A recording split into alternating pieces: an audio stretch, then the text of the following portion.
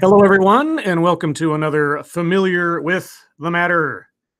Joining me today will be Professor Chaos to discuss with us the wonderful world of mall security as the stream talks into my ear and makes me stumble over myself. I wish YouTube wouldn't do that. Anyway, hello, chat. Hello, everyone. Thank you for joining us. Quick note per usual, there will be question time at the end of the show. I'll give about 15-20 minutes depending on where we're at. If you have questions for Professor Chaos, if you super chat a question, of course that'll take precedence, but elsewise, yeah. So Professor Chaos, welcome. Thank you, Scribe. Been a long time listener of you and Monkey there and Satsu. You guys do a great job on Lords of the Night. I watch it all the time.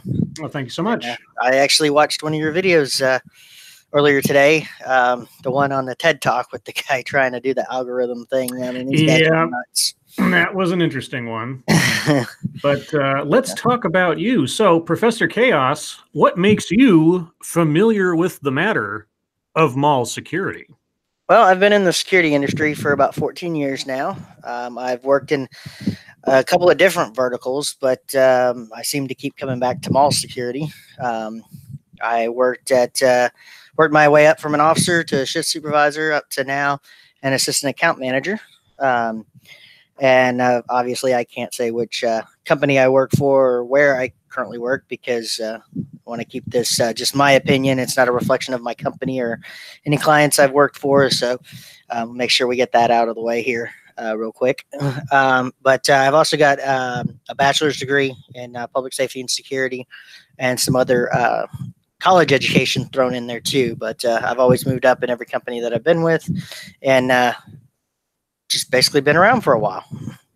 Okay. Now, I had an old friend who used to run a nightclub, and he had a saying, you can't manage people, you can only manage the space. Does that make any sense for mall security?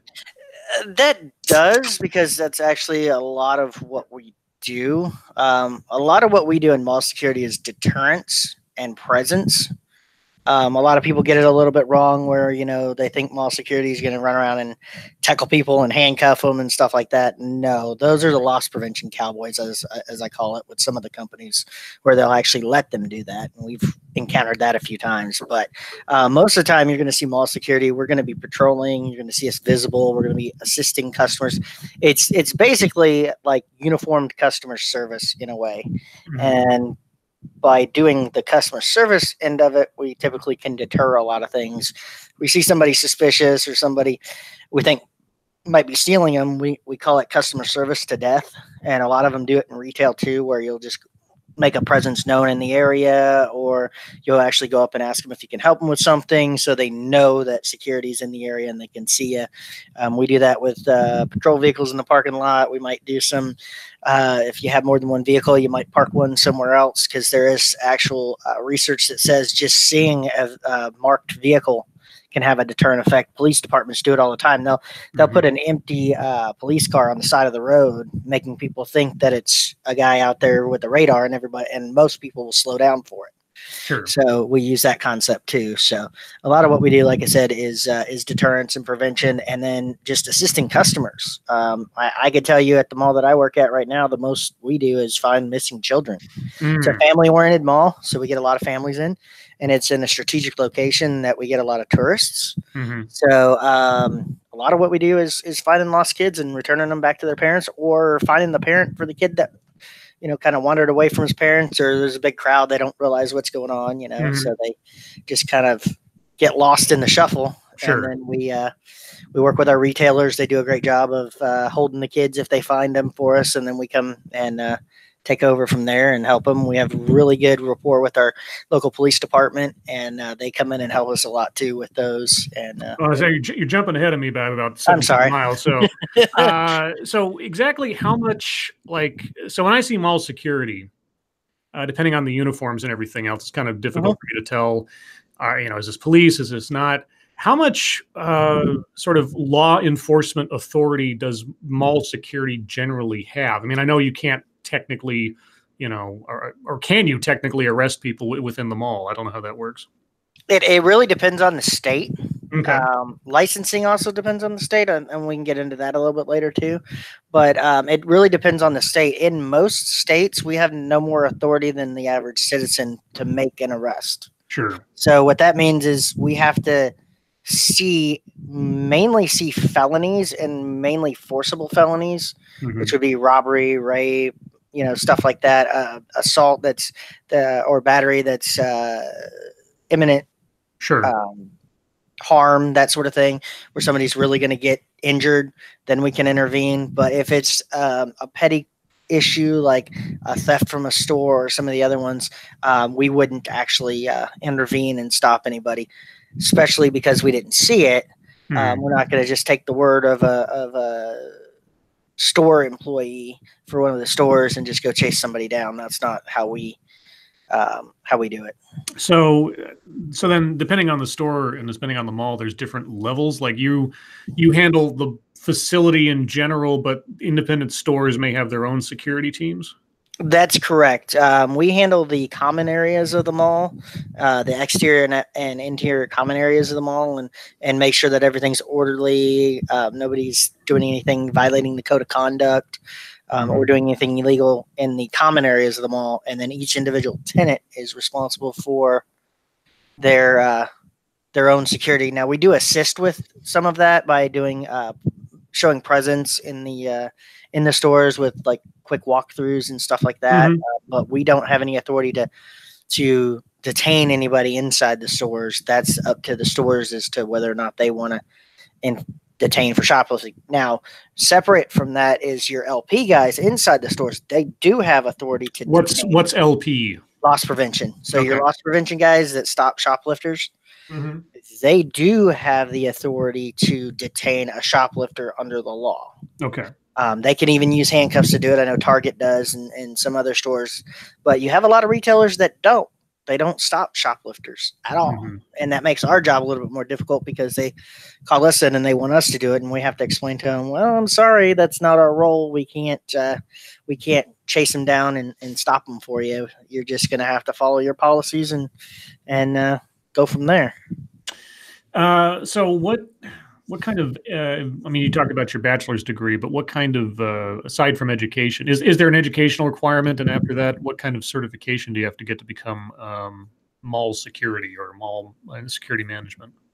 There's not an education requirement most of the time. Now, when you're talking about moving up into an account manager, assistant account manager, that sort of thing, when you're kind of the boss on that site, they typically want you to have an associate's or higher, but it's not completely required. If you're retired military or something like that, retired law enforcement or have law enforcement military background, that will typically suffice for any kind of degree. But for somebody like me that wasn't able to go into the military, the degree helps.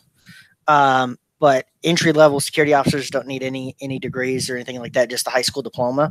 Now, it depends on your state as to whether you need to be licensed to work. Right.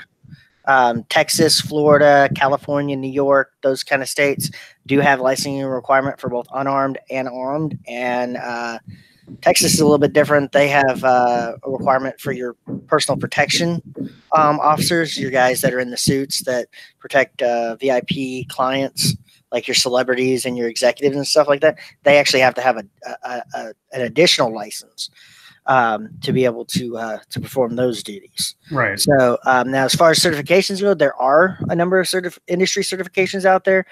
They're not required in my positions. They're encouraged but not required. But in other positions, they could be required.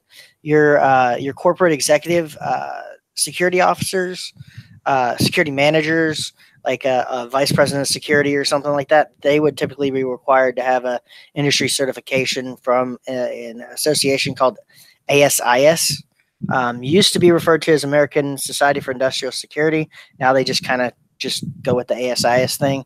But they have their Certified Protection Professional board certification. And they typically look for that for the higher ones. If it's information security, they look for what's called CISPA, which is a certified IT security professional.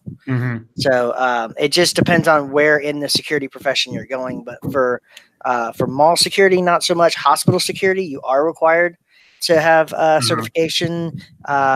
There's a hospital industry certification for security that is required by the Joint Hospital Commission, and they do require that for the hospital to keep that commission for security officers to be certified all the way up through the management as well. Through that, it just gives them a lot more training specific to that, to hospital security, and goes over HIPAA and some other stuff that you wouldn't necessarily deal with in mall security. Okay. And guys, everybody listening, I have no idea what my neighbor is doing. Apparently, they're deciding to hammer. So if you hear hammering in the background, that's not me by any stretch of the imagination. That's somebody doing some kind of work or whatever. So apologies for that. What was that? What was that TV show host that said, "Stop the hammering"? He's coming after you, there, Scribe. I have no idea. There was one, I can't remember who it was, but he just kept saying, there's a clip of it. He keeps saying, "Stop the hammering, stop the hammering." Oh, okay. And it's pretty funny. So let's see. What was I going to ask? So at least for some time, you were one of the guys that was like patrolling the mall. I take it. Right. Well, I mean, I still do. Even in my position, I'm still uniformed. I still patrol the mall. I still, I have a lot of other things that I do and other responsibilities, but I do do patrol the mall and stuff, especially when it's required for our coverages and stuff like that. But yes, I did start out as the guy on the Segway, although I was lucky and had the three-wheel version. Oh no, they made you wear a Segway? Yeah, well, we had the three-wheel versions called the T3, and then then Segway invented an SE3, which is a three-wheeled version of it. Now, where I work, we have a two-wheeled version of it, and I avoid it like the plague because I can. Yeah. But my officers have to ride it. I just don't like the balancing on it, to be honest. Yeah. But yes, I have walked around them all. I have patrolled them all. I have rode the Segways. I've been called Paul Blart more times than you could imagine. Yeah, I was going to ask about that because the first time that you contacted me and said, "Hey, I know about mall security," I thought, "Oh no, mall cop." It's going to be a bunch of mall cop questions. How much is that movie just sort of peripherally affected either how people interact with you or how you guys see yourself, or is it some kind of big joke in the industry? What's the effect of that? It's kind of a big joke for most of us. I always make the joke now because they came out with Paul Blart Zookeeper, that he couldn't hack it as a security officer, got fired, and now he's a zookeeper. When people want to kind of, mess around with us about that. We take it all in stride. We joke around with it, but it does get annoying at some points when it's kids doing it. It's kind of funny. When it's adults doing it and you could tell they're doing it in a derogatory manner, it's kind of annoying because I don't go to McDonald's and make fun of some guy for slipping fries, because he's working, he's got a job, But it's more of a joke for us, really. Okay. And that movie's actually pretty decent. I mean, it's a funny movie. I don't take any offense to that movie because they're really making it fun and funny. But I would say the majority of security officers, there's the myth that every security officer wants to become a cop, and that's why they're a security officer. And I would say the majority, there's over 1 million security professionals in the U.S. We outnumber law enforcement by a huge degree. And most of us don't want to become a cop or decided not to become a cop once we've gotten in the industry. And like myself, I was looking at it, but then I got in the industry and I really like it. I like helping people. I like having that direct contact with people every day instead of being in a car and responding to stuff. And that's the only time I have really have contact with people is when I'm getting to a place and dealing with their problems. Right. I would rather just be able to have good contact with people throughout the day and have it be positive contact instead of always you're going there because somebody's in trouble or somebody did something wrong. So now you're having a lot of negative contact. There are a lot of good police officers out there that do make positive contacts and stuff, but the way policing is done now, it's not quite the community oriented policing that they tried to run with for years. It's all let's respond to an incident and then let's go to the next one. Okay. So in your time, what was or what has been, would you say, the biggest emergency you've had to help manage at a mall? And you don't have to get too specific, obviously, because I don't want you to give anything away, but if, in general terms. I mean, we've had power outages at malls that we've had to deal with. We've had One mall I worked at, we had spring break. We had to deal with spring break so we'd have fights in the parking lot. We'd have drunks because of the different places they could get alcohol on that property. We'd have to deal with. I have dealt with somebody having an overdose. I've dealt with, let's see here, a lot of shoplifters where we've assisted with making sure they're safe and the person that stopped them were safe and nothing got out of hand. But luckily for me, we haven't had anything like an active shooter or a fire. I have deployed for a number of disasters recently, a couple of hurricanes and things like that. Sure. So those were pretty interesting. But I haven't had the active shooter thing or a major incident on any of my properties, but that's also because the way we manage security is trying to prevent those and being proactive instead of reacting to things. And that's kind of helped keep those to a minimum. That's good. I wouldn't want to hear like, oh yeah, we had like, terrorist bombs or something going off in our mall or anything.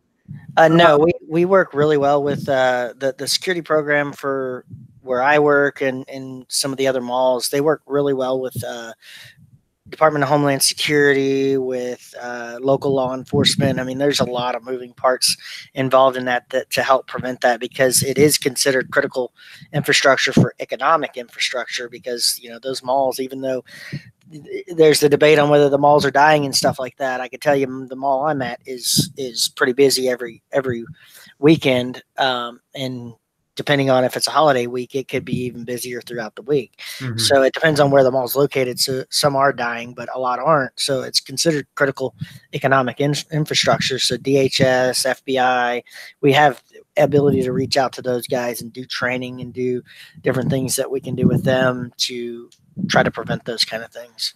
Is it going to prevent it every time? No, but we do as much as we can to do so, and you're still going to have those one-offs that have happened. Sure. Now you said how mostly store security has the ability to detain people and handcuff them and that kind of thing. Mm-hmm. So what is the standard equipment for your average beat cop, so to speak, in the mall? The standard equipment, I mean, it depends on your client and your company, but the standard equipment is basically, I mean, we're unarmed.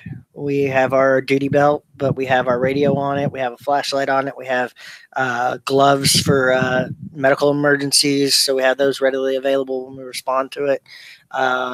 That's usually about it. Some still carry handcuffs, but it also depends on where they work. Now, if you look at Mall of America, there was a series on TLC that was a really good series. I think it was actually called Mall Cop too, but it was a really good series on the Mall of America and their security department. Their security department will rival most mid-level police departments because they have over 300 security officers. Sorry about that. It's okay. So they have over 300 security officers. So, and they do actually have the authority to detain. They do have a substation for the local police department at the bottom end of their basically like a basement area. There's a holding cell in a area there, so they are able to. So they'll have the handcuffs. Now you will have some malls in some areas may be armed. I haven't seen a whole lot of them, but it would be a high crime area if they are armed. Mm-hmm. So that could occur, but I haven't seen it a lot where they would have a sidearm. I haven't seen a whole lot of security officers being issued tasers. Again, it would depend on the crime rate and the violence in that area. Luckily for where I've been, the crime rates have been pretty low. So it's typically, like I said, unarmed and you got a flashlight you can blind them with. There you go. Now, what would you say is your least favorite interaction with a customer? Usually it's the ones that want to argue with us over the code of conduct. Skateboarders have been an issue for me in the past because they just don't really care about private property and they don't understand. A lot of customers don't understand the difference between public and private property. either. And that's where we get into most of the arguments about. They think because something is open to the public that it's automatically public property, and you can't tell me I can't do this. You can't tell me I can't wear that. You can't tell me anything. And you're just a mall cop. You're not a cop. You can't do anything, kind of thing. So we have to explain to them as best as we can in a customer service mindset, because that's the world we live in today, that yes, we do have authority. This is private property. It's not owned by the government. We control what happens here. You're not following the code of conduct. It's clearly posted. Just because you didn't see it doesn't mean it's not posted. Now, we do have cards that we can give them so we can go over it with them. And we typically do that whenever we're having a code of conduct interaction. But it's usually just people arguing over whether or not we can tell them they have to leave or things like that when we're doing the code of conduct. Now, you've done this for how many years again? I've been in the security industry for 14 years. Of that, I would say probably 5 years of it was mall security. So I've done other parts of security within the industry as well. I was an account manager with another company running 5,000 hours worth of sites for a little while too, and doing some other doing projects and different things like that. So I've been throughout the entire industry, and then just kind of made my way back to doing the mall security thing. So in your time, I'm just curious, have you seen any I mean, obviously you must see changes in, stores and the styles and all that kind of thing, but have the temperaments of the customers changed any particular way in the time that you've been interacting with them? Because the reason I ask that is because a story we'll probably read on the show tonight about an Instagram model who apparently now has to get a real job because her Instagram account got deleted. I'm just curious if I guess this especially applies to the younger set. Have children and or teenagers, have their attitudes changed over the years, or has it been pretty consistent? I think it's been pretty consistent with the kids with the entitlement attitude. Mm-hmm. I mean, I started out, my first job at a mall was 2003, I think, if I remember correctly. And we had what we call mall rats, and those were the kids that they just hung out at the mall. Their parents dropped them off at the mall and forgot about them for 4 or 5 hours, and then came back, picked them up, and left. So those were usually the kids that just wanted to have fun, and you didn't really have a whole lot of trouble out of them if you knew how to communicate with them and knew that they were just being kids, and you didn't come down hard on them. You still made them follow the rules, and there's a way you could talk them into following the rules. But when it comes to others that think they're entitled to everything, and you can't tell them to do anything because you're just a mall cop, you're nobody. I know this guy or that guy. I don't know how many times I've been told I'm going to get fired because I told somebody they couldn't do something, but I know this guy, so you should let me do that. Well, no, that's not the case. So it's been kind of consistent in that situation. It has gotten a little bit worse where it's more the parents now than the kids. You can't get onto the kids so much without the parents helicoptering in and getting upset with you of, why did you tell my kid that? So we make sure now, instead of addressing a kid, we look for the parent, and we address the parent with the behavior and let the parent correct the behavior unless the parent's not there. But then you still get into a kind of a situation where the kid will go home, they'll tell the parent something, the parent will automatically believe it. Then they're calling and complaining, and you got to go through the explanation of what really happened and things like that. So that's been something of a change, having to address the parents first before the kids are actually there. Okay. Interesting. Right. And that's happened over the course of the last 16 years or whatever that you've been doing this? Yeah, it's happened over the course of, I'd say, the last 5 years. You really want to address the parents and not the kids. Okay. Let's see. When I think about mall security and having to deal with irate people or shoplifters and things like that, I tend to think, and you tell me if I'm wrong, obviously, is it a very stressful job? It's stressful in the sense that no day is ever the same. There's no routine.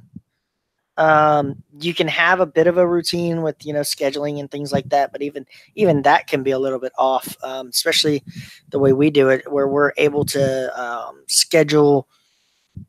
We have a lot of flexibility in scheduling where we can run a certain number of hours on a certain day, and then the next week we know something's going on. We can move hours around and move schedules around where we're not locked in like some other security sites where they're locked into, this is how many hours you run a day, this is your post, that sort of thing. We don't have that, so we have some flexibility on it.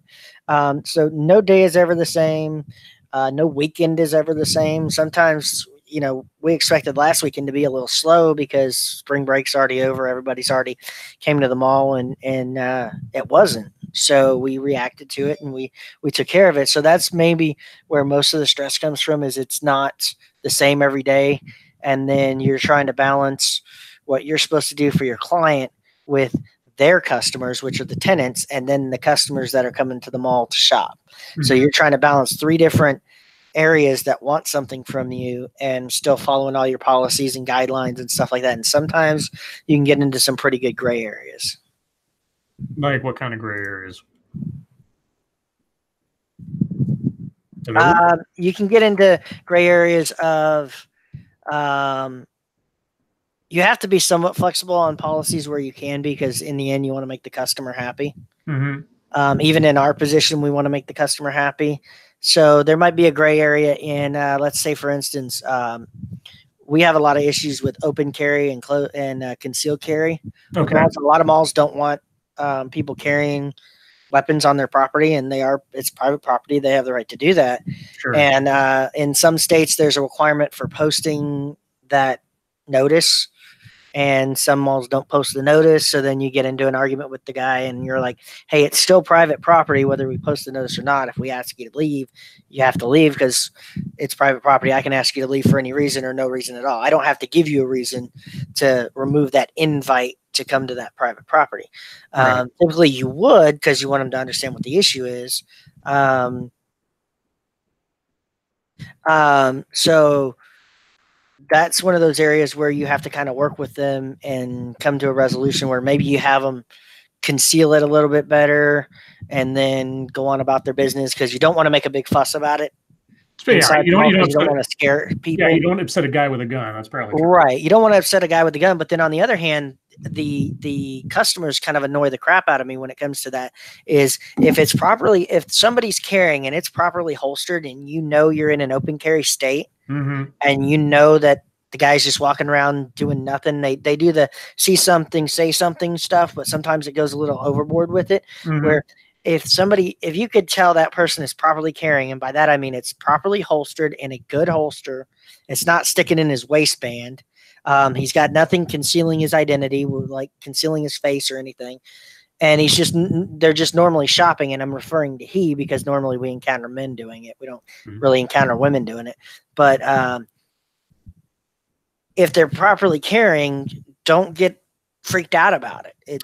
Start calling security and saying, hey, guy with a gun. Well, but these days, can you really blame people for not being able to tell the difference because of I can't, because of the media. Okay. But there does need to be more education on that. Mm-hmm. But also you got to kind of take personal responsibility and not just let the media freak you out about everything. Because the instances of the likelihood of being shot and killed in an active shooter situation is about the same as getting struck by lightning if you actually look at the data. Mm. Now we plan for it because we still consider it a high risk because of how much destruction can happen from one, but its instance of occurrence is low enough that if you actually look at your risk as a shopper, it's very, very low.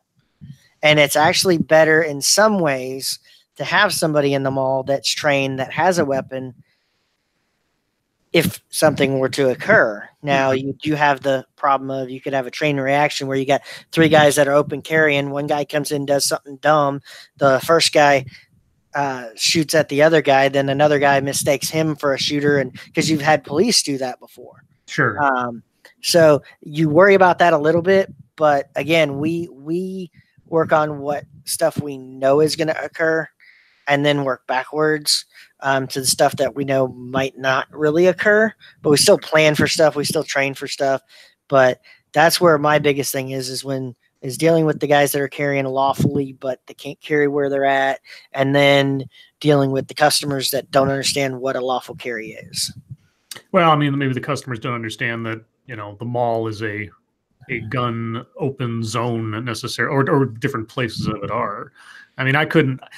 Well, they are gun-free zones usually. Sorry to interrupt. They are gun-free zones usually, but at the same time, that doesn't mean that just because it's considered a gun-free zone, that you have to freak out about somebody carrying. And there's a way to notify security, but we also have cameras and stuff. We typically find them ourselves and then interact with the people and educate them. And that's how I do it when I interact with somebody that's carrying. I educate them as, this is what our rule is. This is what the policy is. We appreciate that you're carrying properly. We're not considering you a threat at this time, but the policy is this, and we're asking you to comply with the policy. Sure. I just mean that the people that notify, they don't know the distinction between one. No, they don't, and that's a lot of times because of the media. Sure. Yeah, but there's been enough instances now of people going nuts in a mall or whatever else that I couldn't blame the average passerby for seeing somebody walking around the mall with a gun, even if it is securely holstered, and not being a little suspicious, unless you're a gun owner yourself or know a lot about the laws. But right. Yeah, go ahead. No, I agree with you on that. I mean, I don't blame them per se, but there's also a way not to freak out about something just because somebody's doing something different. Let's see. What else I was going to ask? So are there any, like, I don't know, how do I put this? I was going to say, the way I was going to phrase it, kind of giving something away. It's like, are there any secrets about running mall security that the average person doesn't know? But then, of course, if you tell me that, then you kind of like give something away. Yeah. Well, you'll never know how we're scheduled. That's one secret. Okay. We don't reveal our scheduling or how many officers we have. Okay. You might think you only see one officer or two officers, but there's likely 5 officers. You just don't know where they're at. Mm-hmm. Most of our officers are in uniform. There are some departments like the one, like I was talking for Mall America, and this is public knowledge because they had it on the show. They have plainclothes trained risk mitigation officers is what they call them, and they're looking for all the suspicious activity and different things like that. And some malls have canine officers, and you might see them, you might not. They might only bring them out and use them to sweep before an event or something like that. But that's one area where you think you might not see anybody, but we're there. Yeah, I wasn't quite sure how to frame the question because I'm sure there are secret tricks or something, but most of them probably can't be revealed or whatever. But yeah, no, that makes sense. Right. I mean, we have ways to get through the mall to an area where you'll see me on one side, and then 5 minutes later, you'll see me on another side. And it's like, how to get there? Well, we know how to get through the mall in ways that others don't, that we can get to places and stuff like that. So that's where you'll see that as well. So let's see, take me through the process. So like, let's say, new mall is built, you're setting up for the first time or whatever. What are the steps to take or that you guys take to establish a relationship or rapport with the local police departments? It really comes down to the security director and the mall manager. They usually meet with the police department and stuff like that. And it really does depend on your police department too, and how much they really want to interact. Most of the time, it's through the mall offering space for an on-site office for the police department. So they'll have a precinct or something like that on the mall property. They'll have a small office there that they can bring officers, especially depending on where it's located in the city. It might be a strategic area where they can have officers checking in and checking off shift and different things like that. So if you have that, then you have a lot of security presence in the mall. So it really depends on the chief, and it depends on the relationship between the chief, the director, and the mall manager. But usually it's because the mall has offered them some space at like no rent or low rent to use, or and worked with them to establish that rapport of what can we do for you, what can you do for us, kind of thing. And the police departments also know that if it's a city police department, they know that that mall is bringing in a lot of tax revenue to the city. Right. So that's going to be a priority for them to make sure it's safe, especially since a lot of their citizens are going to go to that mall and things like that. And the last thing you want is to be the city with the active shooter, and the police department that has to respond to it and then answer questions as to why it occurred within their city. So that's another reason why we typically build really good rapport with police departments, and the mall I work at, we have great rapport with them. They come in all the time. We have officers assigned in the area. Another mall I worked at, we had a substation there that we offered to them, but they didn't use it a whole lot. Mm-hmm. But we still had pretty decent rapport with the police in the area because they were there they'd come through all the time. Now there are times where individual officers aren't the greatest. Where they see security officers as competitors to them because they like their overtime that they get doing off-duty security work in uniform with their vehicles and stuff. And sometimes they treat us like we're competitors to them because and this is at different, not necessarily at malls, but work in a condo or a resort or something like that, where they might choose between off-duty security and their own and contract security or in-house security. So some of them treat us like we're kind of edging in on their territory, and then some don't like security because we're uniformed and we look like cops, but we're not cops.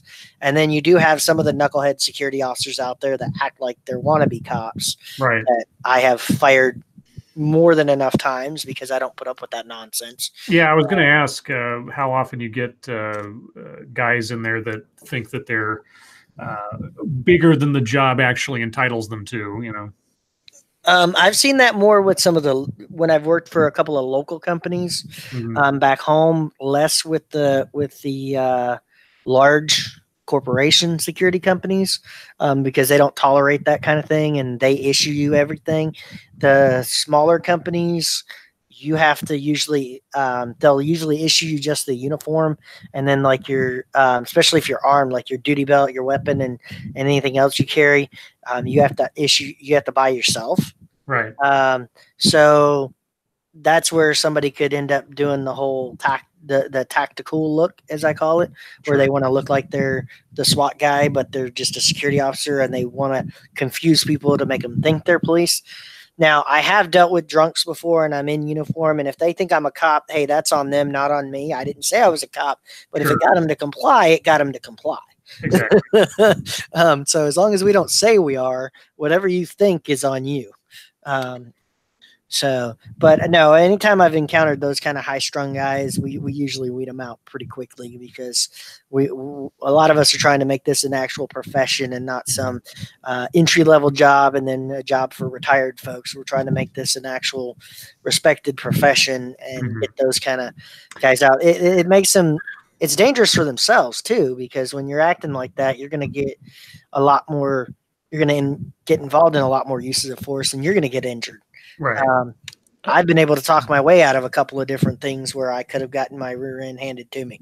Now, one of the sort of stereotypes about the mall cop too, and I'm sure the movie didn't help with this, is the tendency of being out of shape.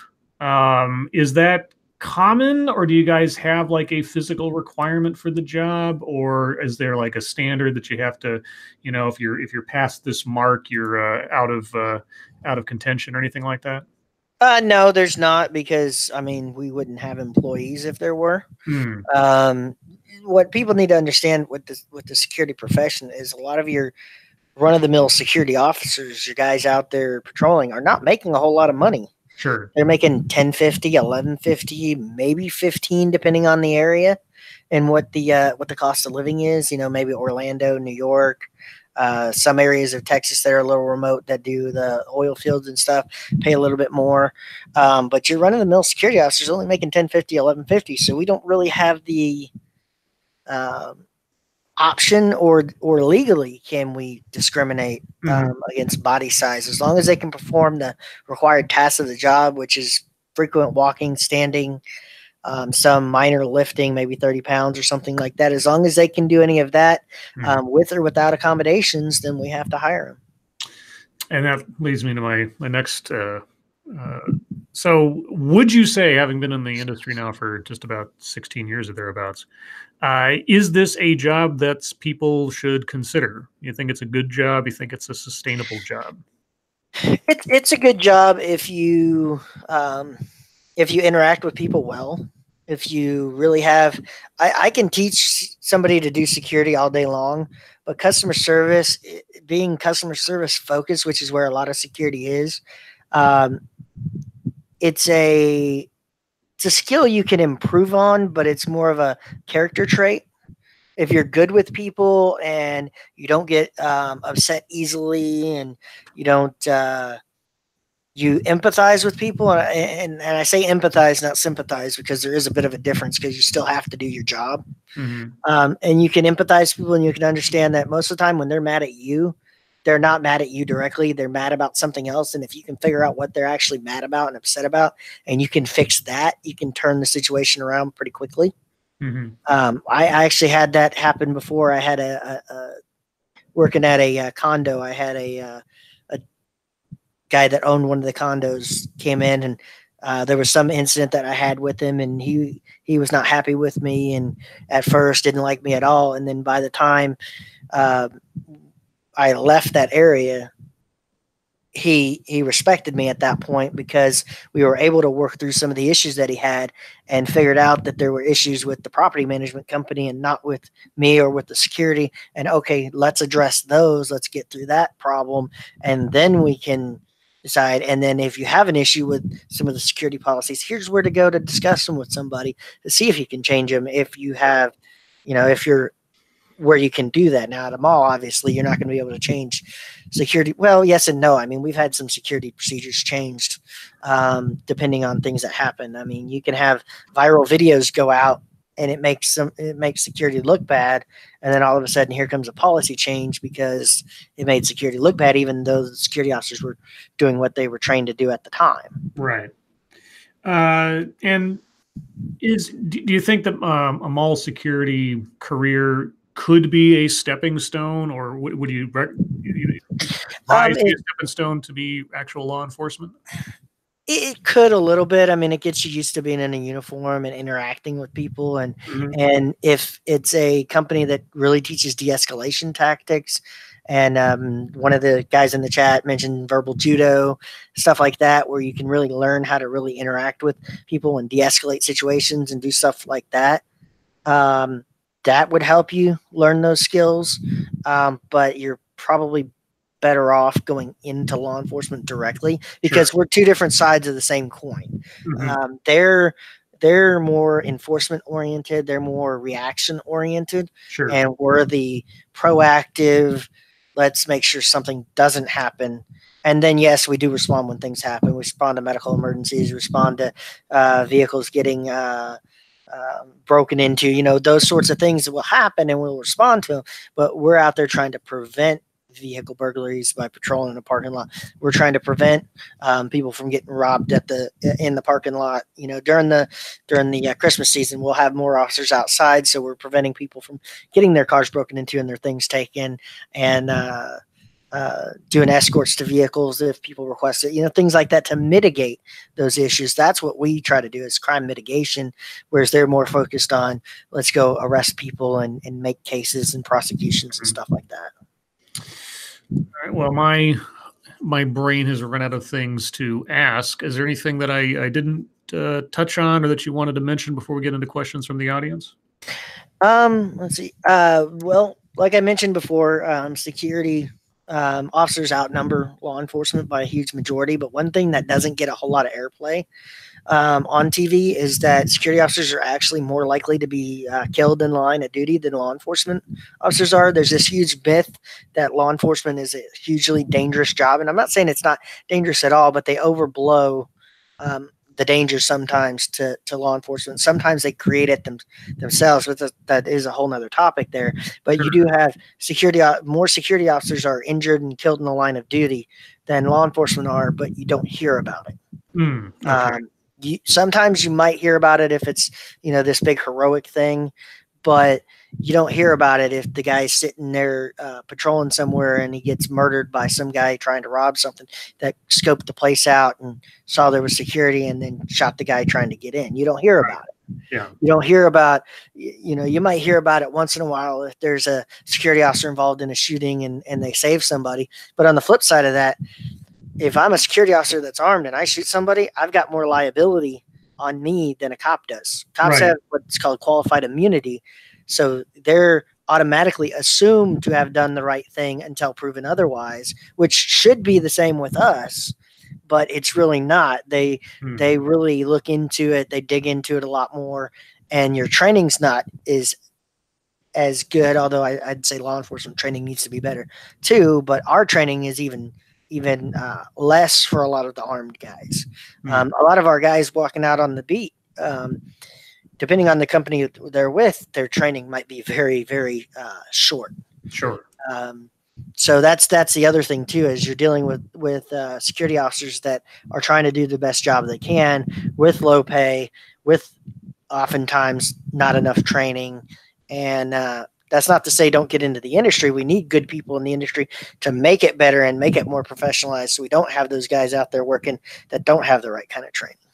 So then I guess my last question would be, if someone was interested in becoming part of the security management, that kind of thing, what kind of questions should they be asking either about a potential employer or to a potential employer to ensure that they're ending up with a company that knows what they're doing, or at least is going to be beneficial to them in their career? I would say for the most part, avoid your small local companies. Some are very good.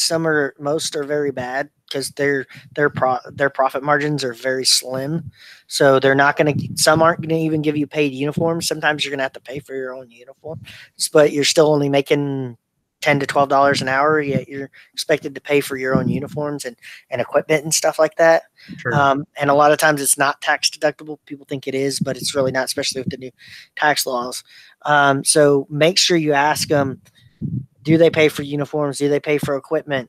Do they pay for training? Do they pay for secondary education? If you're going to go to college, you want to stay in the industry and be a security manager in the future. Do they pay for industry certifications, and do they send you for them? Do they promote for how much do they promote from within the company? What does it take to get promoted? You want to ask that ahead of time, because in some companies it takes knowing the boss to get promoted. Sure. In other companies, they actually do the full HR process where they post it and you apply for it and you interview and then they select the best candidate. My company does that. We make sure that we do that so that it's a fair hiring process. So that's something you want to ask them is how do you deal with promotions when they come up? Is it just the guy that's been there for 10 years because he's been there for 10 years but has no actual people skills, and he's just been there, so you never had a problem with him, so you never moved him, but he really doesn't have management skills, hasn't learned any, you haven't taught him any, but because he's been there for 10 years, you're just going to promote him. Right. You don't really want to get stuck in a company like that. Okay. Chat. It's your time. If you have questions or comments or anything else, now's the time, because I've kind of run the gamut in my brain of things to ask. Professor Chaos here is obviously a very well-read individual when it comes to this stuff, so I'm pretty sure any question you could possibly have about the industry, he's got an answer for. While we wait for some questions to come in, did you have a YouTube channel, or do you have anything you want to pitch or plug in the meantime? I know you got to keep your real life details confidential, but I don't know if you have any projects or anything going on that people can access. No, I don't. I had thought about doing YouTube, but with all the craziness with YouTube, I don't think I could actually get anywhere with it at this point. Well, I mean, if you're looking to make it a career, probably not. But no, I've thought about it and just trying to figure out what exactly I would do, because I mean, I do listen to you guys a lot, and I do have a lot of things to say on politics, but a lot of people may or may not like to hear. If there's one thing I'm learning from doing this show, is that there's a lot of people out there who know a lot about specific things, obviously. Right. Like Diesel Dave and Eric Hammer. I recommended that the two of them should get together and do their own talk show just about trucking, because it seems to be like, I cannot tell you how many people have commented on those trucking videos who are themselves truckers going like, those guys don't know what they're talking about. I'm just like, this is the perfect ground for a talk show franchise. If these guys like get on it, they could have like the corner of the market on just like a trucker talk show, because there's a lot of truckers out there with a lot of opinions. But yeah, who knows? I mean, if you find if through this show you find somebody else just like Dave and Eric, who also does security stuff, you never know. It's a niche market, but that's really where you're going to find an audience these days. Right. The only issue with that is a lot of the security companies are very strict on social media. Yeah. And which is obviously why I'm keeping my pseudonym here, is they're very strict on social media. And as I've kind of done the broad topics here, you can't really get into specifics because then people can figure out what happened and where it is, and then you're releasing client confidential information. So while it would be fun to kind of have a channel talking about security and the security industry, I'd really have to sit down and figure out how to communicate it in ways that wouldn't run afoul of my employer, because the last thing I want to do is be out of a job. Tyler Lalonde wants to know, have you seen those big white security robots? Yes, actually, the company I work for actually has 3 different models of them and has been testing them. I don't think it will. That is actually an interesting topic where people think that those robots are going to completely get rid of security. I don't think they will, because there's still going to be that human aspect. They do help in areas where it's kind of a remote area, and you need to have extra ability to interact, or it's an area, it's a data center or something, and you want to keep the personnel inside to a minimum. So you use remote monitoring and stuff like that, where somebody pulls up to a gate, the remote monitoring station sees it, and then you have the robot moving around in the data center. So there are applications for those, but I don't see those taking over at malls, to be honest. I don't think we're going to have chopping mall anytime soon. Yeah, no, I don't think we're going to have that at all. Original Shroom says, I once was written up for being armed because I was using a pocket knife to eat an apple. How strict are you guys with something like, if you saw that scenario, would that be something that you guys would go after? No, that's a dumb manager. And I've seen some dumb managers. That's just somebody that had to show their authority as a manager more than anything. We do discourage carrying pocket knives, but I'm not going to write you up for it. I'm just going to tell you to go put it in your car, unless you're eating your lunch. And then I'm like, oh, you're eating your lunch. Okay. Right. It's context. Context is always key on that. Now, if you come into work and you have pepper spray on your belt and it's not authorized by either your training or the company or the client, then yeah, I'm going to tell you to remove it, go put it in your car. And then if I see it again, I'll write you up. Okay. But I don't typically write people up on the first offense that I see something. I always try to talk to them and ask them. All right. Moonshock says, how many times have you caught people in the access tunnels where only employees or mall personnel are allowed? That can happen frequently, just because people are like the mall I'm at and a couple other malls that I've been at. People want to take a shortcut and they don't really pay attention that those are employee only access areas that go behind the stores and stuff like that. And then sometimes you don't know the difference between, unless they have bags in their hand, a shopper and an employee of a store. So sometimes you stop people and because they don't always have name tags or IDs or something like that when they work somewhere. So you have to balance that a little bit. But yeah, we've seen them do it. I always tell my guys that, if you have to help a customer and they're trying to get somewhere, you can escort them through those areas to cut it off. Like we've had a couple of handicapped individuals that couldn't make it to a certain area, so we have escorted people through those tunnels and stuff like that. But it doesn't happen very often, but usually it's just a shopper that doesn't realize where they're at. Okay. Let's see. Did I miss anything up here? Give me a second, guys. Just making sure I got... oh, yeah, Badger. TOS said Florida had three different types of security license. Actually, I'm originally from Florida, and they only have two. Well, I guess you could say three because they have the unarmed, the armed, and then they have a manager license. But they had a workaround where you didn't have to really get the manager license anymore. But that was for the person that was managing the security company or the branch office had to have a manager license. But they had an exception to that. If you had your security license for a number of years, you could get around not actually having to obtain that. How much do licenses cost the usual worker to get? It depends on the state. Florida was like $93, but it was good for 2 to 3 years. And then Texas, I don't remember how much I paid, to be honest, because my company paid it and then they took it out of my check. Oh, okay. So I don't remember. I know I got to renew it at some point, but and I think it's a 2-year license, but it's not more than $100. But then again, it brings up the point there is, we have officers that are making $10.50 to $11.50 an hour, maybe 15 or 16, depending on where they're working. And they're having to pay for licensing. They're having to go through courses to get the licensing. And in some states, they have to pay for the courses depending on the company they work with. And that could be $200 there. So they're paying money to work and they're getting paid less than the guy at McDonald's, yet they're putting up everybody coming in and calling them mall cop and laughing at them for the most of their shift. So that does kind of get annoying when you have to go through all that just to get a job. Whole other topic on whether licensing actually matters or not. Sarah asks, typically, what does it take to get the armed license? Again, it depends on the state. Florida and Texas, it's a 8-hour training course, and then there's 4 hours of shooting involved. So it's not actually. I think Florida might be a 16-hour course plus the unarmed course, which is a 40-hour course. So you're looking at probably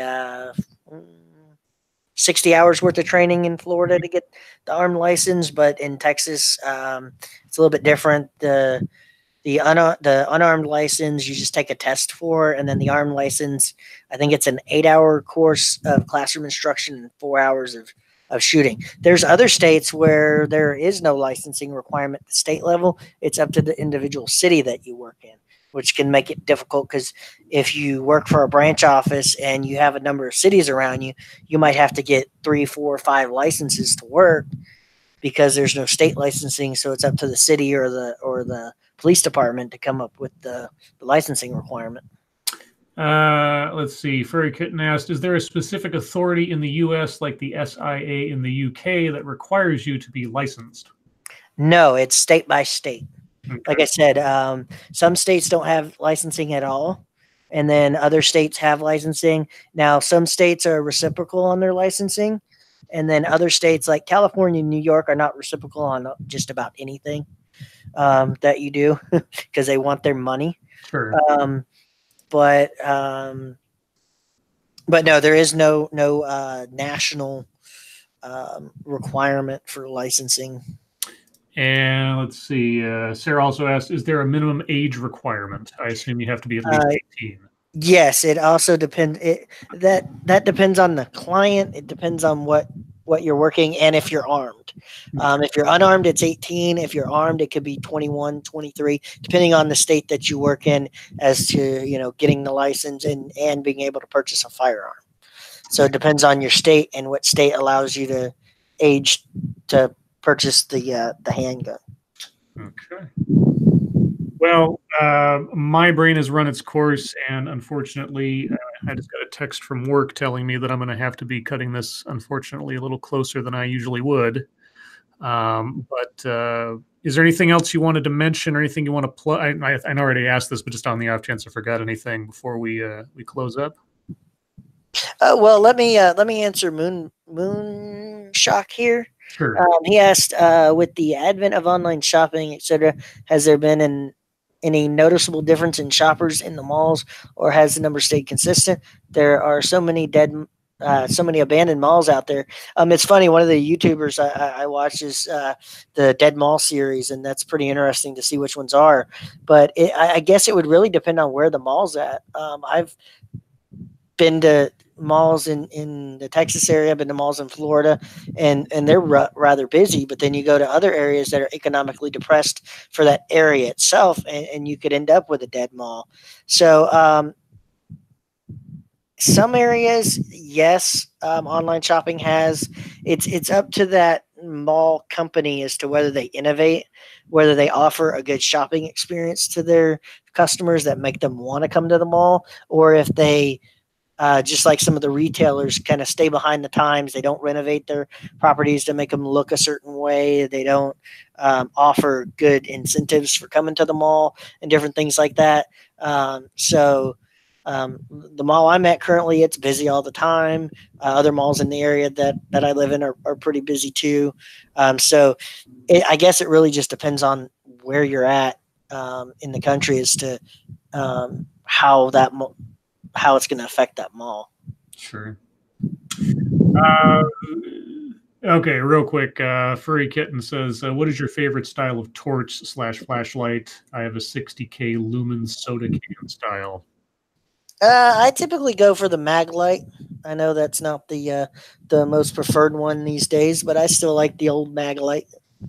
Yeah, Maglite seems to be like the American standard for such things. Yes. So, like I say, I apologize. Real life has unfortunately visited upon me, as it often does.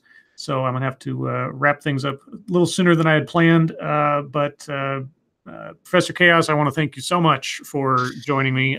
You obviously are very familiar with the matter. And if people want to touch base with you on the Twitter machine, what's your? I'll put it in the description as well. But what's your Twitter address? It's oh shoot, because I had to make a new one because I had gotten it's the one you tweeted out. But okay, hang on, let me look here. I had to make a weird one. I go by Professor Chaos on Twitter, but the actual Twitter handle is where'd it go? Is Chaos827 Prof, because I had to make my third Twitter because I keep getting. That's a funny side note. I keep getting banned off of Twitter for saying the stuff that is less offensive than some of these other leftists out there. I got a 7-day ban because I called a certain celebrity the C word. Oh, now that's the most dangerous thing to do on Twitter. Yeah, I know. She didn't. I mean, it was just, and it was automatic too. It was a bot. It was not reported or reviewed or anything. It was automatic. Boom. Yeah. And then you could say it some other time, and it doesn't. And Twitter doesn't nab you for it. So it just depends. But yeah, reach out to me there. Toss. I see you might have lived near one of the areas I used to live at by your last comment. So hit me up on Twitter and let's talk about that. Cool. Well, hey, everybody, thank you for joining me for this. Again, apologies. It's just one of those things.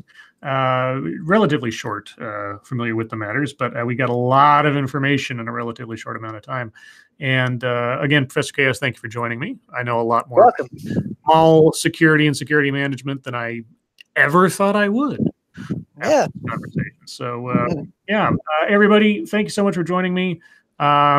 Look forward to the next one. I already have my next guest for the next show scheduled. I will reveal more of that as time progresses. Should be in the next couple weeks. But until then, thank you for joining me, Professor. And everyone, I hope you have a good day, and we'll talk to you later. Thank you, sir. Thank you for having me on, and I enjoy your content. So keep rolling with it. Thank you much. Bye, guys. Have a good one.